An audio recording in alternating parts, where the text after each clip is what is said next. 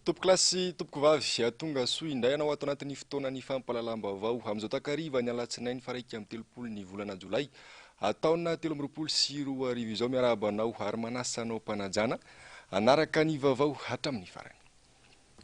Fandikan-dalàna ny fampiasana ny fahefa-panjakana sy ny ampiasam-panjakana ary ny fananam-panjakana anaovana fampelezan-kevitra anohanana olona amin'ny fifidianana ho ny Front National ny antoko-tiako Madagasikara androany manoloana indrindra ny taratasy manome baiko ireo préfet sy lehibe ny distrika rehetra manerana ny nosy idina eny anivon'ny commune anazava ny politika panjakana sy amantarana ny etaetam-bahoaka amin'izao fiafaran'ny fitaom-piasan'ny mpitondra izao miantso ny olom-pirenena ireo hampiasa panjakana ary ny seny tsy angina manoloana ireo tsy fanaran-dalana ireo ny kandida Marc Ravalomanana mitatitra amintsika izay vaovao izay Zermaine Minjanary sy Mathieu Prince ary mbola avatsara. Baiko maniraka ireo préfet sy resultena panjakana idina eny anivona commune intelo isan-kerinandro fampafatarana zava-bitany fitondrana sy ny politika ankapoben'ny fanjakana sy anadiadina zavatra ilain'ny mponina amin'izao fiafarany fitaom-piasany fitondrana ankehitriny noraketin'ilay taratasy nalefan'ny ministry ny atitanjy amin'ny retompon'andraikitra ety fotony mampiayay izao fihetsika izao ka mitaky fa mailona zava-misy hoy ny kandida Ravalomanana raha nitafa tamin'ny vahoaka teto vohiposa ny tenany androany. Ny ministry ny atitany tamin'ny alalan'ny taratasy lalana faharoa ambin'ny polo amby zato para 3 mid tamin'ny 7 jolay lasa teo dia naniraka ireo préfet sy chef district rehetra manerana Madagasikara mba hitety ny commune maika dia maika anontany zay rehetra ilain'ny vahoaka sy anazava ny hoe programme général de l'État. Ny politika ankapoben'ny fanjakana zany ny tiany fahatarana na ny PGE ary hitanisa ireo zava-bita fitondrana midiky zany fa ho avy aty aminareo aty ireo chef district na ny préfet.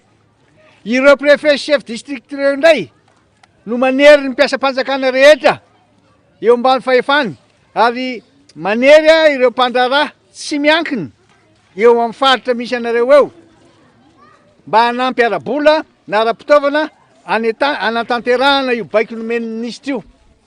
Ho avy aty zany rareo dia hijery anontany anareo ary efa avy eo hiantso an'ireo mpanambola na mpandraraha mazava fa tsy amin'izao fotoana izao zay fiafaran'ny mandat no fanaovana ny ezaka ahafahatarana ny etaeta vahoaka na koa ny fampandrosoana. Inona ntsony no vitany ao anatin'ny iray volana raha izao izy makaty tsy amin'izao fiafaran'ny mandat zao aminareo no anazavana ny politika générale na kapoben'ny fanjakana na ny politique générale de l'État aminay dia mazava ny tetika sy ny kajikajy politika ao ambadiky zany baiko zany mahitsy izahay ary mazava ny teninay izao fanirahana maika ireo préfet sy ny chef district izao mba hitety aingana ireo commune dia fampiasana ny fahefa-panjakana ny fitaovam-panjakana ary anaovana fampelezan-kevitra mialoha ny fotoana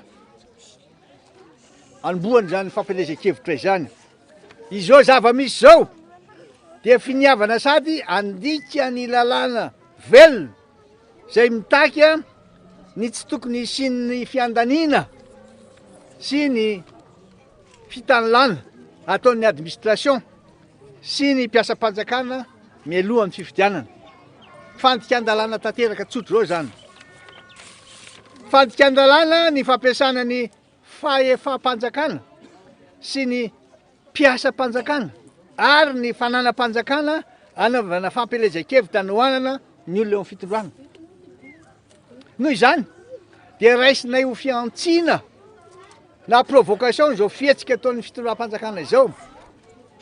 Efa nisy taratasy nataon'io ministra io, ministry ny atitany, izay nandrara ny famorim-bahoaka Kalamanjana manerana ny nosy ary nanery ny fivoriana rehetra tsy maintsy atao anaty trano mihidy.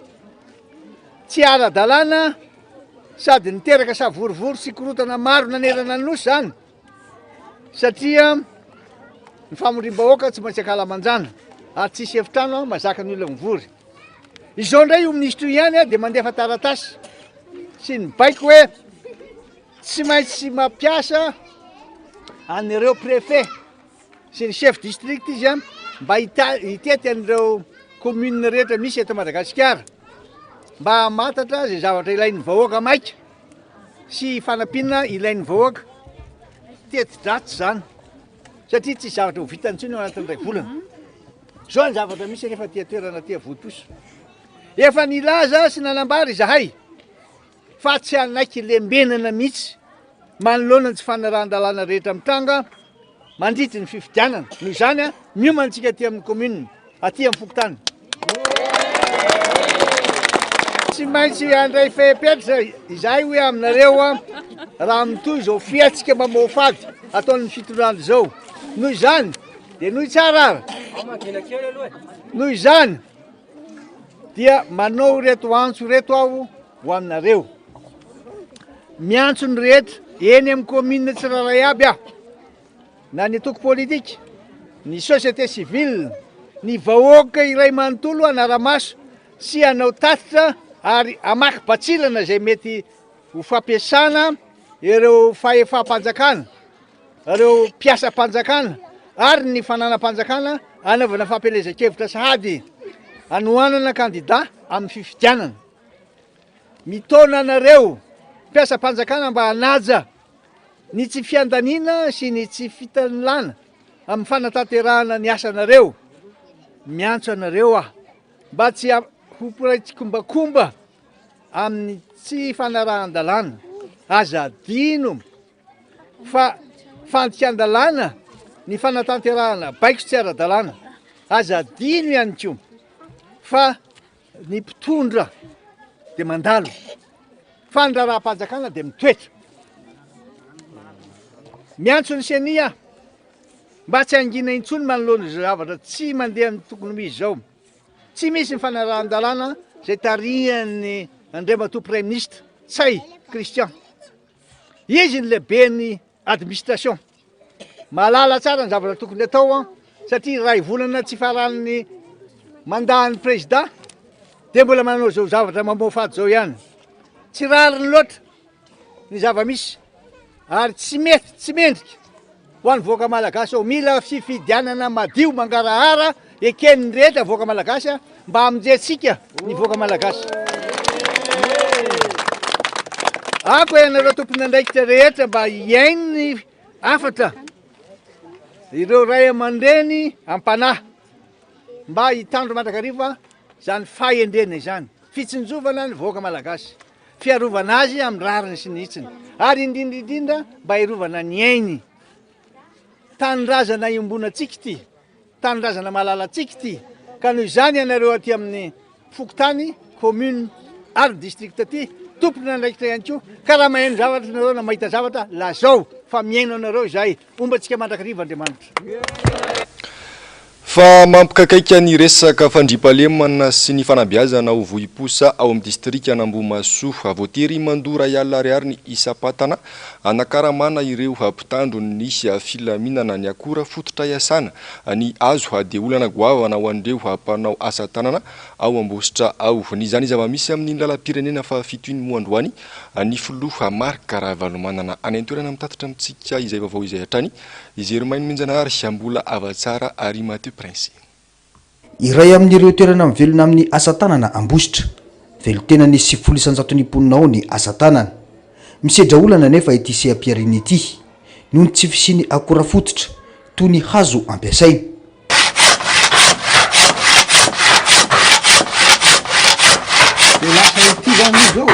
Zany hoe ty tableau sikotra, zany hoe sikotra izy fa didina amin'ny découpage ihany. Fa ity indray ty marqueterie ity zao, zany hoe le hazo ohatran'izao no reto no atambatambatra aminy. Reto zany hazo rano, zany hoe ty tracena zany ty ahafahana mangala manao fanaovana sary amy ty. Ay, tianao ilainareo sary zao. dia atao faiafaiafaiha zany izy de tena mampijaly anareo le hazo ohatran'izao hoe le hazo tena le hazo ny tena mampijaly anay tena nay amin'izao fotoana zao ary lasa voainy siafitra agnaty ala agny tena tony zao tena hazo faran'izay tsotra ty a dia tiany zany ro mba hita nefa dia fa tsy azo ampiasaina tena fa tsy azo ampiasaina koa dia voainy siafitra agnaty ala any karamay fanjakana misy le olona hiala any amle mana krismasy regny dia rehefa amin'ny krismasy regny sasakalin'ny krismasy dia retina ampiasan'ny olona ndraindray ohatra ry dia ndraindray ohatra tony arakaraka tena mampijanona be mihitsy nareo hoe dia ty manadio azy ianao zany io dia azo volo zany hoe le azo vola aninona laina dia ohatr'izao zay ohatr'izao dia lasa ohatr'izao dia ty azo ty mampijaly anareo ny anio tarainy anareo mbo ame azo re zay ty zany tena mampijaly anay ty ava dia davo tika tsy mampijaly anareo amizao tao anina siraidray reo fa tsy hoe mitambatra fa hitsy zao le ataoko ty atao tsirairay reo sary reo kresy dia firy volana izy tanao manenjika sary ohatra zany androany manenjika telo miandrandra fiovana ho any saim-piarina ireo mpanao asa tanana eto satria fampanantenana pokato nataon'ireo mpanao politika nandalo teto hatramin'izay moa zany président sy mba nisy tohidra tato tsisy mbola tsisy zany izy président tonga teto fa anao zany soran'andriamanitra aloha zany hoe dia tonga soanao arabaina tonga eto fa angamba ataoko raha misy ny 100% 90% na ihany zany tena mpanao asa tanana nefa ny zavatra misy zay tonga teto mame fampanantenana pokato daholo zay tonga ao zany a dia nampakarina nareo mpanao asa tanana rehefa tonga any amin'le fotoan'le mampahazo ny toerana le olona dia lasa fitaovana fotsiny le mpanao asa tanana dia zay zany nataokana hoe ahoana zany fipetraka an'izay kilometatra vitsy mialanambositra no misy any Vohiposa iray amin'ireo komina ato anatin'ny distrika n'Ambohimasoa ny fandriam-pahalemana sy ny fanabeazana ny zanany no marary ny ireo poniny ny fampizaran'izy ireo tamin'ny filoha Marikaravalomana izany androany marina mihitsy no mandalo any ianao sao dia mahita an'io ao mipetraka amin'ny tany ny mpianatra ao amizao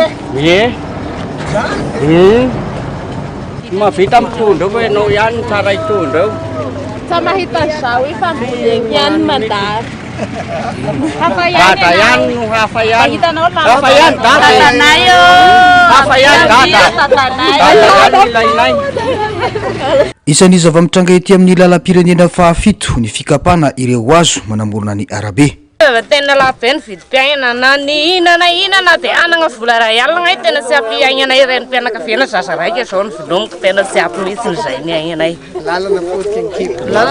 lalana potika ny kibinona sy hita hoe inona zay ataonay vahoaka ty dia zao anay matasany maty moa sy ela saba fampiasaina velogna koa fianarana akisy dia irasao vita satria tsy misy anana zavatra hiatoana azy koa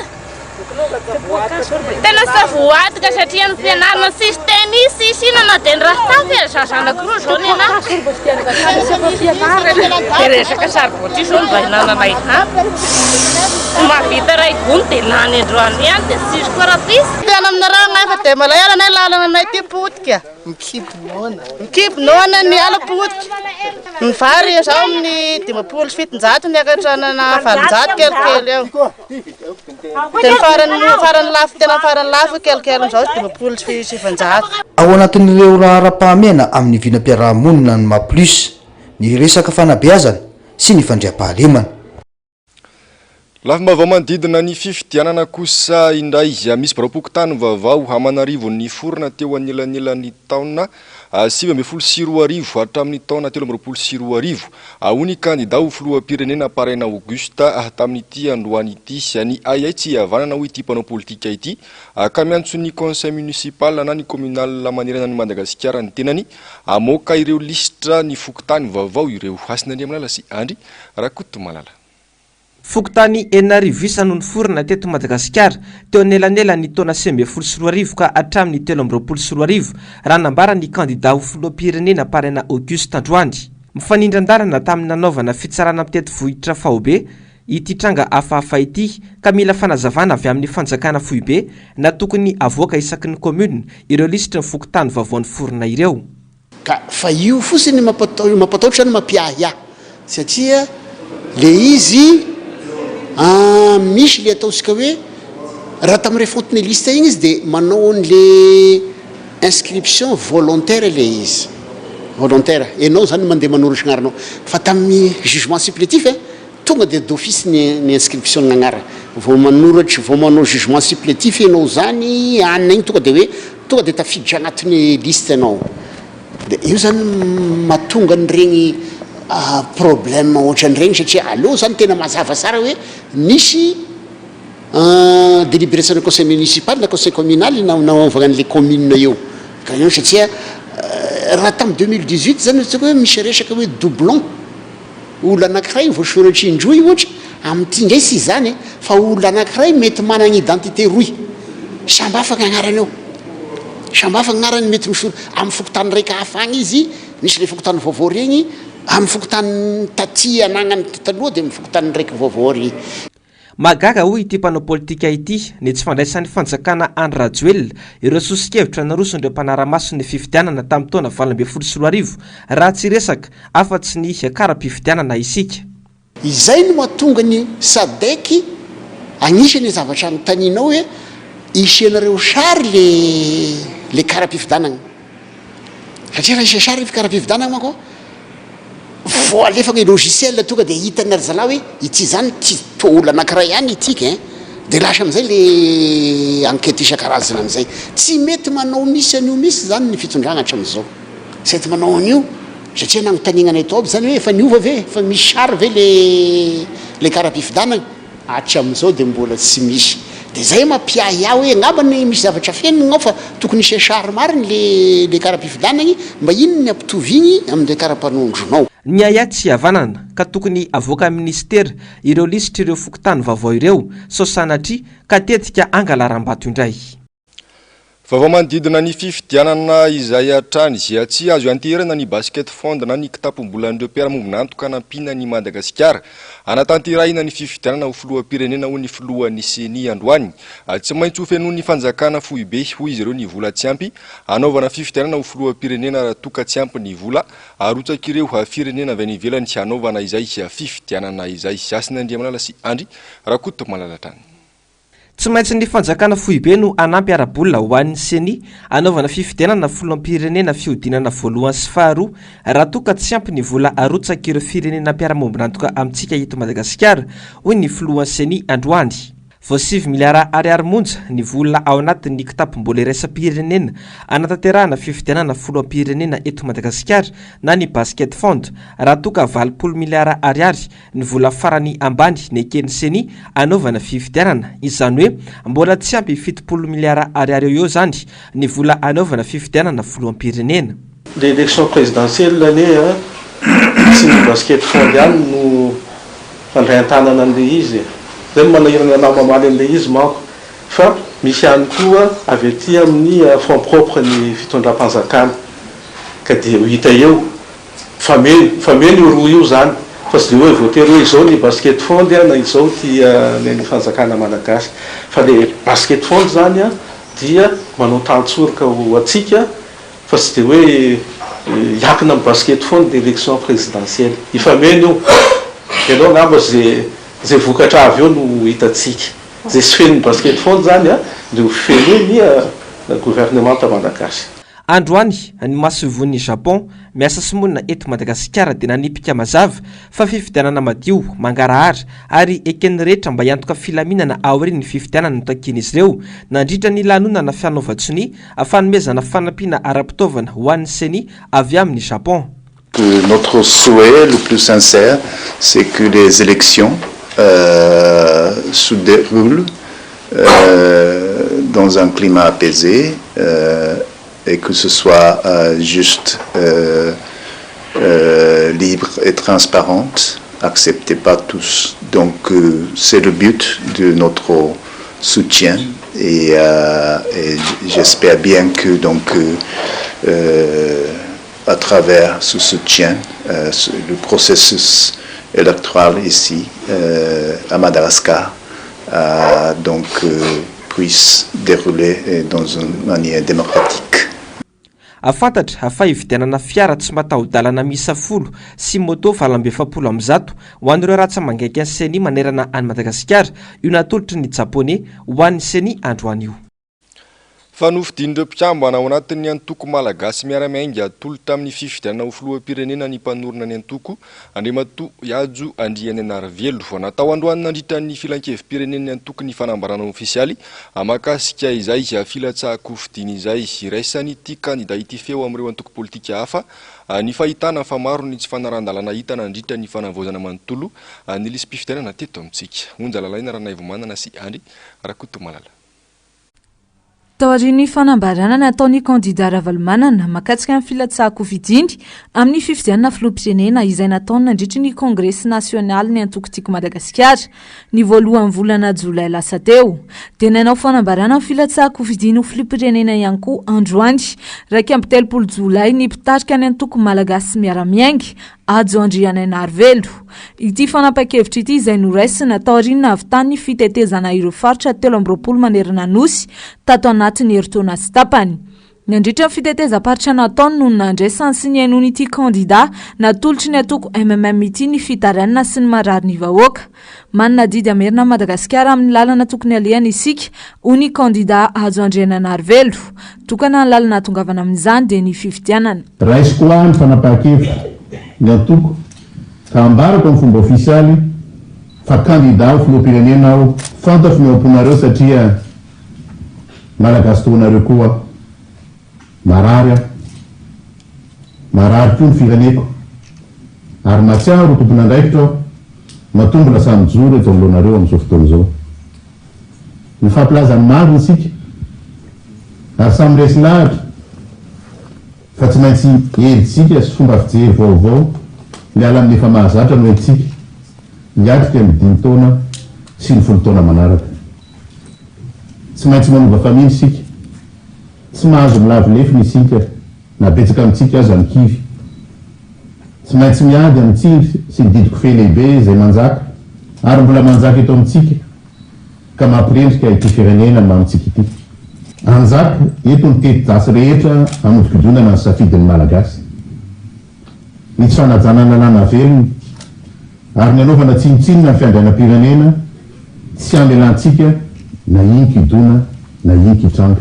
Tahaka ireo kandida sy antoko politika ary firaisamoam-pirenena maromaro izay nitondra tsikera manoloana ny tsy fahatombanana nisy nandritra ny fanavaozana manontolo ny lisy fifidianana dia nanao izany ihany koa ny antoko MMM androany. Maro ny tsy fanarandalana hita nandritra zotra-pifidianana izay ka isotonana ny seni mba tsy hivoana amin'ny mety ho fanodikodinana ny safidim-bahoaka. Notontosaina androany ihany koa ny filan-kevi-pirenena nataony mpikambana ao anatin'ity antoko politika ity. Fa fandikan-dalàna hafa indray no ataon'ny mpitondra amin'ny fanerena ireo lehibe ny distrika sy ny prefet teto commune ho nisy olomam-bahoaka Jery Andriambolaina androany. Tsy tokony andany amina antoko politika nisy olo tena mpanjakana ary tsy tokony ampiasana ny fitaovam-panjakana amina propagandy. Amin'izao ka tokony fifidianana izao indrindra nefa no manomboka miseho tsikelikely ny endrika kajikajy politika maloton'ny mpitondra ankehitriny. Nanamafy kosa ny antoko tiako Madagasikara fa vonina iady amin'ny tsirariny ary tsy anakilembenana manoloana izany rehetra izany. Ravirazaha mainina sy tahiriny. Nilatsaka indray no toandreo lehibe ny distrika sy prefet fa tsy maintsy mahatety commune telo avy isan-kerinandro. Andro vitsy sy atam-perana fitaom-piasan'ny filoha nefa no asaina mampahafantatra ny mahakasika ny PGE na ny programa nasan'ny filoha izy ireo.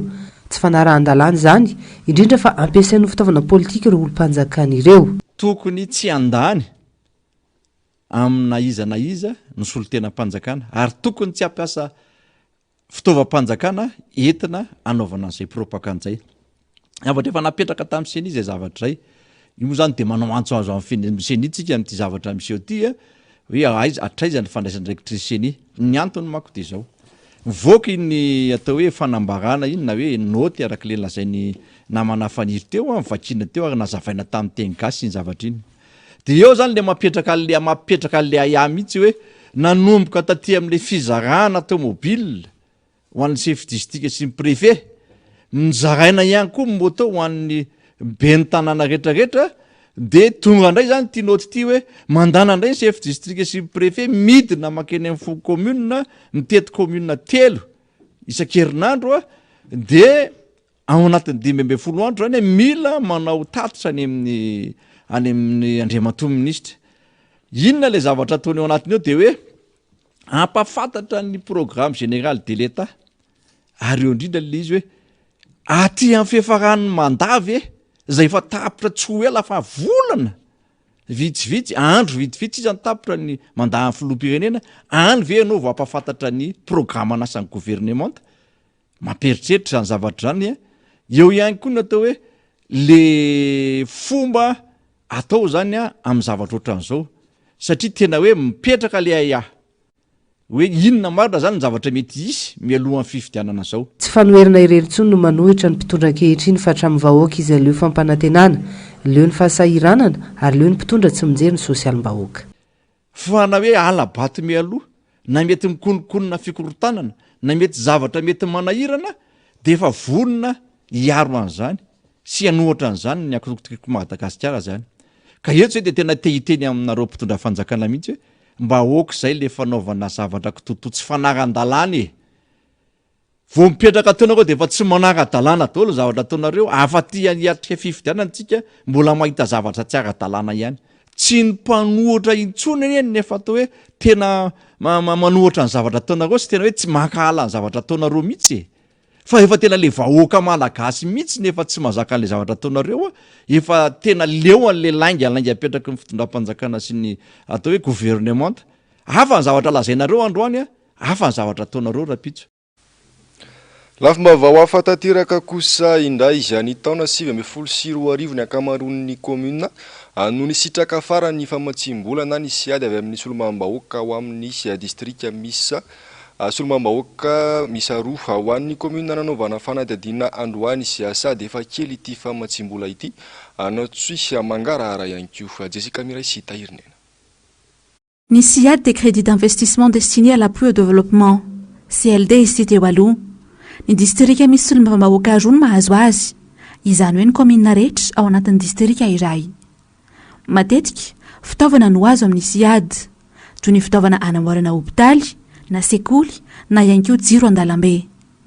Efa ny taona 2024 anefa no nisy ny fizarana siady farany ho an'ny commune sasany toy izany ny commune Ampitatafika. Siady farany moa zany dia tamin'ny taona 2024 zay no nivoaka tao anatin'ny hoe fifandraisan-dahatra zany teo amin'ny député ny district ary ny commune.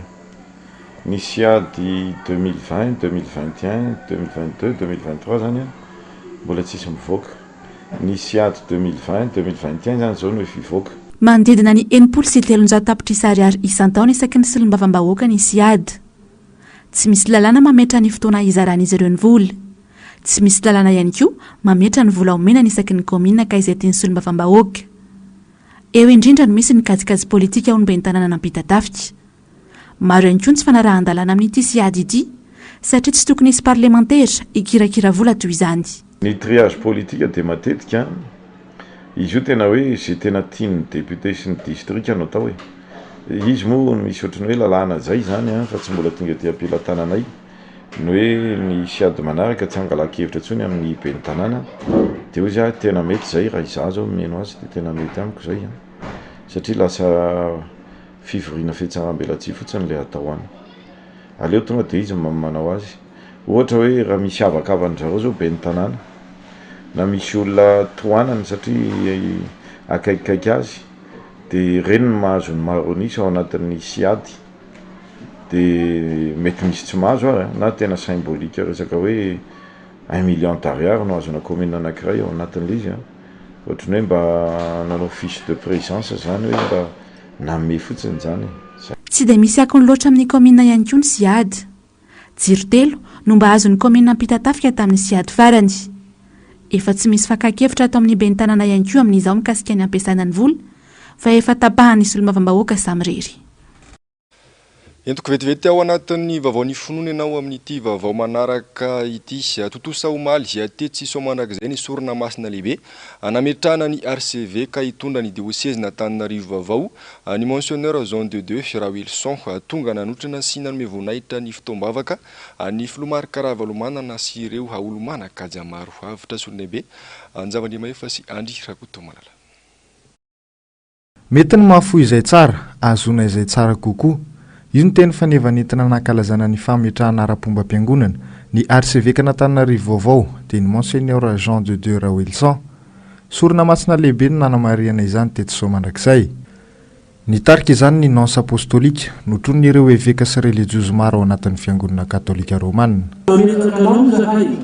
ho arcevêque métropolitana n'Antananarivo miaraka amin'ireo zo mifandraikitra amin'izany sy amin'ireo adidy tsy maintsy atao mifamatotra amin'ny raha vaovao io raisoary miheny raha lahajaina rehefa mankanao mifanahy masina ary amin'ny alalan'ny vavaky ny Virgin masina Maria no torotorona tsy azo keloka meteza mandrakariva ho avolombelon'ny Kristy Jesosy hatrana amin'ny fahavazan-tany nomena teto Roma tao Latran ny fahadimy ny volana Jona 2024 fa 20 taona na papalay ny François ny fandrinan-dalina tamin'ity fotoana ity ihany koa ny lamesa fanirahana ny fiaonam-ben'ny ankizy katolika manerina ny Madagasikara andian'ny fahatelo izay natao teto Antananarivo notsindrin'ny monseigneur Jean de Dieu Rawilson nandritra ny toriteny nataony teto ny mahazava-dehibe ny fahendrena tokony toetra ao anatin'ny tsirairay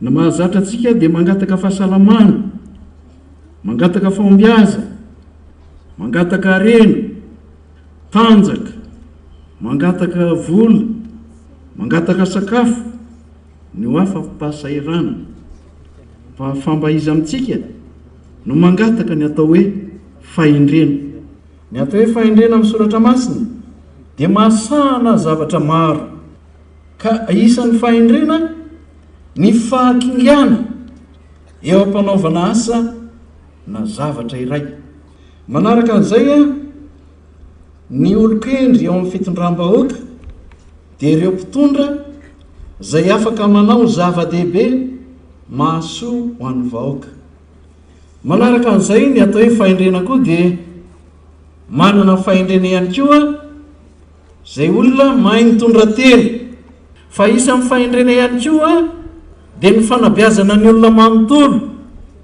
sady mahakasika ny fitondran-tena io fitondran-tena ary moraly no masahana ihany koa ny fiainam-pinoana noho zany dia olon-kendry izay mahay mitondra tena mendrika sy matahotra n'Andriamanitra ny zava-mihitsy manko ankehitriny ry havana dia mitady ho foana lay fahendren'ny tolo manao hoe aza ny lohasaha mangina ny jerena fa Andriamanitra ho atapony loha ankoatra ireo mpino katolika marobe tonga nanatrika ny fotoana olo manakaja ambony maro eto amin'ny firenena ihany koa no tonga nanome voninahitra ity sorona masina ity isan'izany ny filoha teo aloha Marc Ravalomanana tena zavatra lehibe ny manana arcevêque vaovao zany zay lehiben'ny katolika ireo fiangonana katolika rehetra eto amin'ny diocèse Antananarivo zany nahazo arcevêque vaovao dia arabaina tena arabaina izy faly mihitsy nanatrika ny fametrahana azy sy mifandraisana azy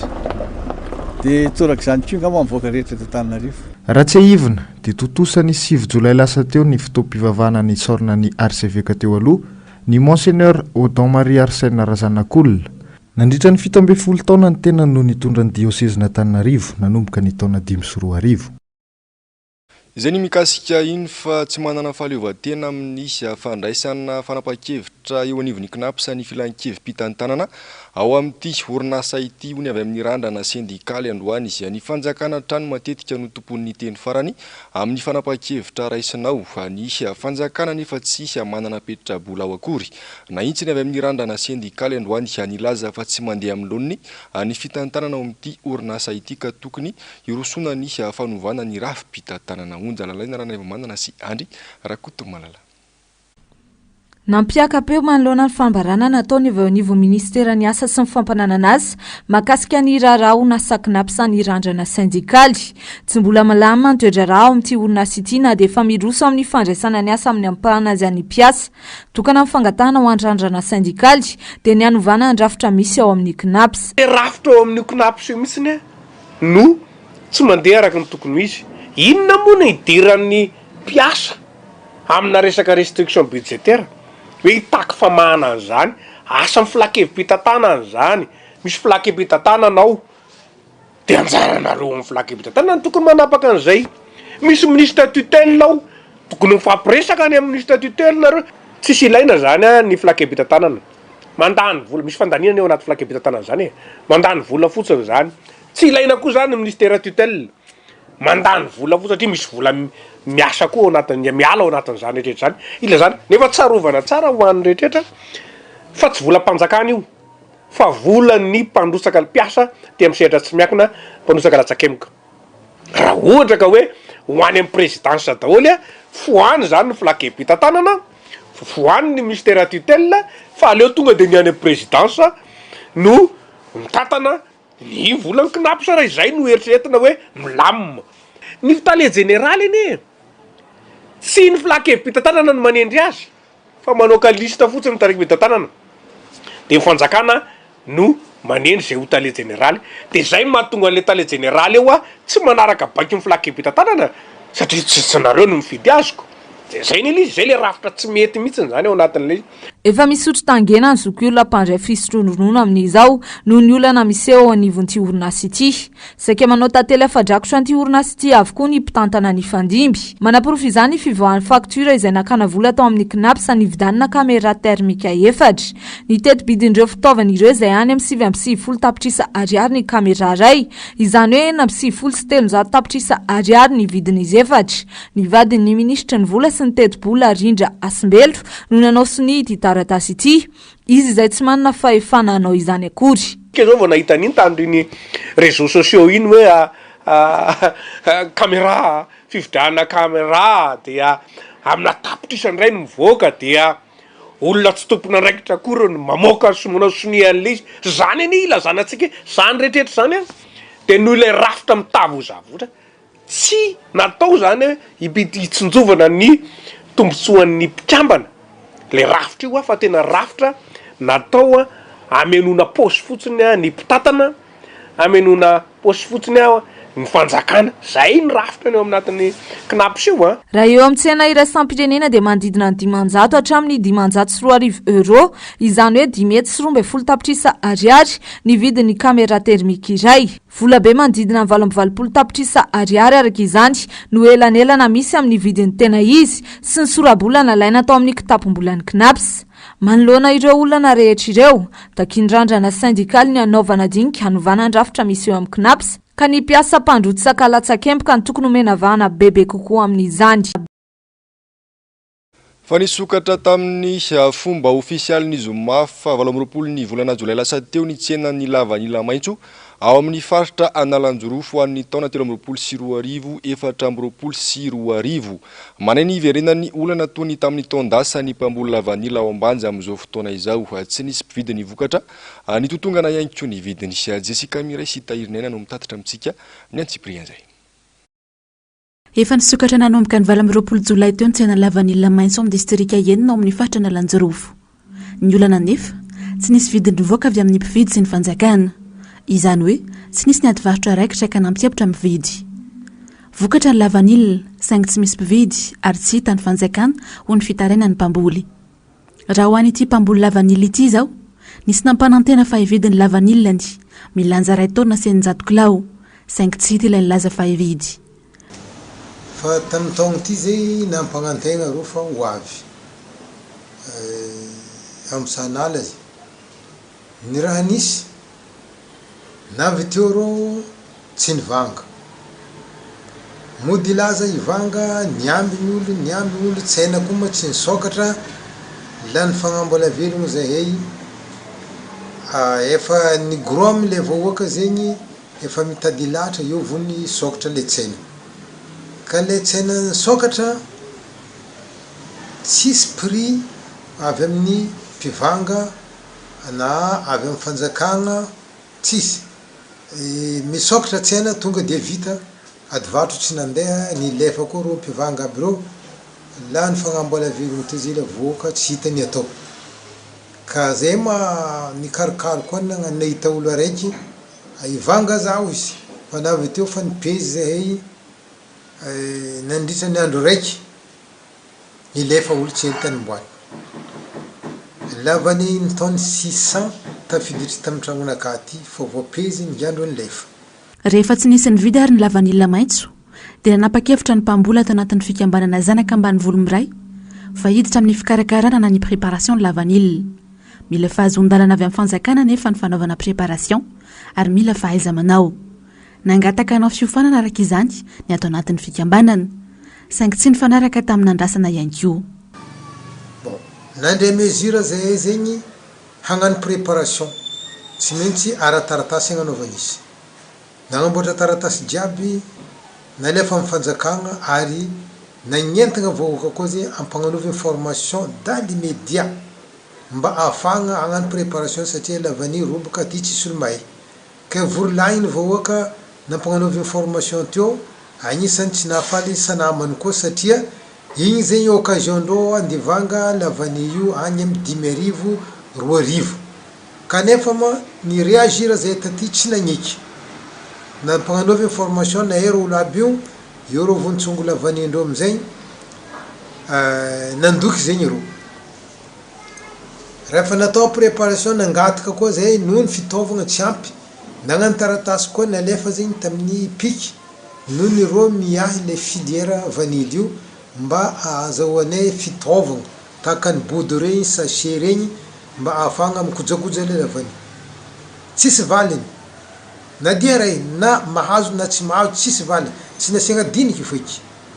Isokatra manomboka rahampitsy kosa ny tsena lavanila maitso ho an'ny faritra hafa toy ny Soanieranivongo sy Ambatoaranana. Anomboka ny 5 aogositra kosa no isokatra ny an'ny faritra avo toa ny Mahanoro sy Maroantsetra. 3 volana aorian'ny fisokafan'ny tsena lavanila maitso vao isokatra ny fandraharana ny lavanila voakarakara. Tegna problème zay nandady tamin'ny vahoaka ny Ambanja 10,000 2,000 1,000 ny vangan'olo lavany. Ke zegny alahilonay mikasiky izy ty fa izy mahavolagniny zegny fanjakagna zegny ray aman-dreny kanefa ndraiky ray aman-dreny nagnamboako antomagny zanany ke tsy hitany atao fa ima latrandragnary zay koa ma mionogno amin'ny zava-misy.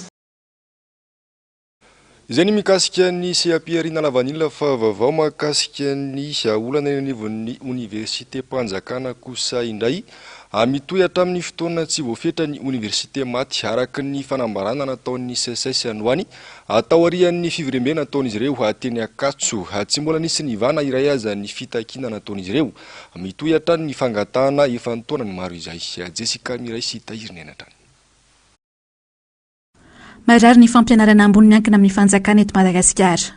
Efa mantaona ny fitakiany mpampianatra pikaroka sy pikaroka mpampianatra na ny CSS saingy tsy nisy nivalatra amin'izao. Efa hatramin'ny tapaka ny volana Jona ihany koa izy ireo nanapaka tanteraka ny fampianarana ka natao Université Maty, ny Université sy ny sampam-pikaroana miankina amin'ny fanjakana. No amafisin'ny CSS izany androany satria tsy mbola nisy nivaly ny fitakiana. Araka ny pombany izay nataony CSS Ampanantananarivo dia mbola tsy de nahitana vokatra. Mahafapoa ny mety hoezaka nataony ny fitondram-panjakana miaraka tamin'ny CSS na tsia koa dia ankehitriny dia mbola manamafy ny Université Maty, ny foibem-pikaroana Maty, indray ny CSS. Efa amantonana nefa izay ny fitakiany CSS toy ny fandoavana ny ora fanampiny na ny heure complémentaire ho an'ny mpampianatra raikitra, ny tambikarama ho an'ny mpampianatra vacataire hatramin'ny taona 2024, ny tambikarama pikaroana na ihany koa ny indemnité de recherche et d'investigation hatramin'ny taona 2024 ho an'ny mpampianatra efa nisotro ronono. Saingy hatreto tsy mamaly ny ministera sy ny fitondram-panjakana. Ny mpampianatra pikaroka sy ny pikaroka mpampianatra, ny mpianatra, ny fampianarana mihitsy ary ny programana mianakavy no voatointoina, tsy vita ny voatointoina fa tena rava tanteraka raha ohatra ka tsy mivaly ny fitakiana eny raha toka mitohy ny mety ho fampiarana an'ilay antsoina hoe Université morte, Centre nationaux de recherche mort. Noho izany indrindra no iantsona ny mpitondra fanjakana satria mihevitra ny CSS fa misy ray aman-dreny nanaiky andraikitra eto fa itsinjo ny vahoaka ao aminy. Koa noho izany finiavana tsy niterenana na nyvozonana nakandro zareo andraikitra izay dia mino sy mananteny zay fa mba tonga kosa ny fotoana ianona ny feom-bahoaka sy ny feon'ny majinika. Mbola hiato avokoa araka izany fampianarana eo amin'ny oniversité n'Antananarivo sy ny toeram-pikarohana miankina amin'ny fanjakana rehetra. Fa tsy mety tapitra ihany koa ny olona ny mpiasa ny commune Antananarivo renivohitra ny tombo azy ny olana satria mitaky ny zony ireo mpiasa eo ny karamatara ary misy ny fehim-potoana farany na ny ultimatum manome ny syndicat ny mpiasa tamin'ity androany ity. Asin'Andriamanala sy Andry Rakotomalala. Mipetraka manomboka androany ny ultimatum napetraka ny syndicat ny mpiasa commune Antananarivo renivohitra momba n'ireo olana goavana sedrain'ny mpiasa. Olana voalohany ny fahatarany karamandreo mpiasa. Tsy araka ny fampanantenany ngaben'ny tanàna no nataony amin'izao fotoana izao ka mahatonga ireo mpiasa nametraka ultimatum eninandro. Manome herinandro miben'ny tanàna zay andoavana ny karama viremany amin'ny banky. Raha tsy lazany amin'ny virement amin'ny banky ny karama amin'ny herin'ny androany alatsinainy dia zay vao higrevy ny mpiasan'ny commune ary hitantsika zany atao hoe mpiasan'ny commune migrevy zany. Ankoatr'izay dia mitovy amin'ny marary ny mpiasa eo anivon'ny ministera fitantanam-bola sy ny toe-karena ny marary ny mpiasa eo anivon'ny commune Antananarivo renivohitra ireo ka nametraha ny ultimatum 30 andro ihany koa ny ivalian'izay fitakiana izay. Ny mpiasan'ny commune koa dia mitovy fahavoazana amin'ny mpiasan'ny ministera finance budget. Tsy mandeha tsony ny intégration, tsy mandeha ny avancement. Noho izany dia zao miombon-kevitra amin'ny mpiasan'ny ministera finance budget koa mpiasan'ny commune. Dia mitaky ao anatin'ny 30 andro ny amoahana ny taratasy ahafahana mandefa andreo intégration reo sy ny avancement rehetrarehetra reo. Raha ohatra ka tsy manaraka an'izay koa ka mandray fanapahan-kevitra mpiasan'ny finance mety anakatona trano adiny iray na adiny roa dia anaraka an'izay koa mpiasan'ny commune amin'ny afaka 30 andro amoahana ny intégration sy ny avancement mpiasa rehetrarehetra. Ny commune Antananarivo renivohitra sy ny fanjakana Foibe dia mitovy loko ara-politika avokoa ka mahagaga ny anton'izao fahatarany ny karama ny mpiasa lava izao. Izany rehetra izany tokoa no taratry ny tsy fahombiazana ara-pitantanana ataon'ny volomboasary. Lafim-bavony sosialy kosa indray kely ny teti-bola tokany commune amin'ireo asa na tetikasa makany amin'ny fampanajana ny zon'ny ankizy. Amengy avy amin'ny fanjakana Foibe mihitsy no ahitana izay tsy fampiana izay. Tsy mahatratra ny fenitra iraisam-pirenena akory ny vola tokana ho an'ny fanabeazana sy ny fampianarana ny ankizy ao anatin'ny teti-bola mpanjakana. Ny antsiprian'izay tanteriny Onja Lalaina Ranaivo Manana sy Andry Rakotomalala. Ambany teti-bola ny commune natokana ho amin'ny fampanajana ny zon'ny ankizy indrindra fa ny eo amin'ny lafiny fanabeazana sy ny fahasalamana. Manoloana io tsy fahampiany teti-bola io dia nisy ny fanadihadiana nataon'ny firaisan-mo-pirenena sy ny UNICEF. Commune roa dia ny commune Tsiafa sy ny commune Ambohidratrimo ary ny boriboritany fahaefatra eto amin'ny commune Antananarivo renivohitra no nanaovana fanadihadiana. Tsy ny eny amin'ny commune ihany no ahitana izay tsy fahampiany teti-bola izay fa miainga avy any amin'ny fanjakana Foibe. Raha tokony 20 isanjato ny teti-bola mpanjakana ny tokony atokana ho an'ny sehatry ny fanabeazana dia tsy misy afa-tsy 12 ka hatramin'ny 15 isanjato ihany izany amin'izao. Zara raha misy 7 isanjato ihany koa ny teti-bola mpanjakana natokana ho an'ny sehatry ny fahasalamana raha toka 15 isanjato izany araka ny fenitra iraisam-pirenena. Tsy dia manaja loatra an'le ataontsika hoe izay zoany ankizy zay ohatra zao rehefa laray amin'ny fampianarana fanabeazana zany reo nivon'ny EPP moa zany dia tokony tisy hoe tsy fandoavam-bola ny ray aman-dreny nefa mbola mandoa vola be zany ny ray aman-dreny eo nivon'ny fampianarana ny ankizy dia izay nitarika ny mbola ambony ihany ny taon'ny ankizy tsy mianatra eo nivon'ireo communen'ireo. Dia raha mikasika ny fahasalamana dia torak'izay ihany koa ny mikasika ny fahasalamana raha ohatra zao hoe tokony le fitsaboana maika zany hoe tena ataontsika le soins de base zany dia tokony tsy andoavam-bola ny fanafody ohatra nefa ny ray aman-dreny dia mbola mandoa ihany koa ny ny fividianana ny fanafody indrindra ho an'ny ankizy latsaka ny 5 taona. Ka raha ohatra ataontsika ety amin'ny fotony tsy amin'ny commune dia gama tokotokony ho zay koa hoe 20 isanjato ny teti-bola ny commune dia makany amin'ny fanabeazana ny 12 isanjato dia makany amin'ny tokony mandeha makany amin'ny fahasalamana. taorian'ny fanadihadiana natao teny anivon'ny commune dia nisy ny adisika ny rany firaisamom-pirenena sy ny UNICEF ho fanomezan-danja ny fahasalaman'ny ankizy amin'ny teti-bolan'ny commune. Amaranantsika ny fampalalam-baovao toy ny mahazatra ny maresaka iraisam-pirenena natsahatra ny Allemagne vonjomaika ny fanampiny an'ny Niger eo amin'ny fampandrosoana sy ny fanohanana arabola ny antsony amitsorana ny filohan'ny Niger kosa ny CEDEAO izay vononan'ireo firenena ao amin'ny faritra andrefan'ny kontinanta afrikana nangataka ihany koa niverenan'ny filaminana sy ny fitondrana amin'ny laoniny afaran'izay aingana ravira zahomaina sy andry rakoto malala. Ils étaient des milliers ce dimanche à Niamey à manifester devant l'ambassade de France. Samy nanambara ny ampitsahatra ny fanampiana arabola sy fanampiana ho an'ny fampandrosoana Niger, Allemagne sy Frantsa taoriany nandraisany miaramila ny fahefana ary nitazomana ankery ny filoha Mohamed Bazoum. Taoriany fivorina ny iraisan'ireo filoham-pirenena mpikambana ao anatin'ny CEDEAO misy ireo firenena ao fatrandrefany Afrika kosa nangataka ny famoahana ny filoha Mohamed Bazoum izy ireo ary nanome fehim-potoana herinandro any miaramila mba hiverena ny filaminana sy ny fitondrana amin'ity filoham-pirenena ity. Raha tsy izany andrefepetra ary mety ampiasa hery ny CEDEAO. Ho any manampaizana iray Hassan Kone saika niompana betsaka tamin'ny fanomezana sazy ireo firenena mandika ny fitsipika ny CEDEAO sarotra ihany koa ny andefa tafika ny Niger izay mitaky fiaramanidina. Anisan'ireo firenena afrikana marefo ara-toe-karena i Niger amin'izao fotoana izao ary miankin-doha amin'ny Nigeria amin'ny seran'antsamby Lomé sy Cotonou 50 isanjato filanany angova ao aminy no miankina betsaka amin'ny Nigeria ihany.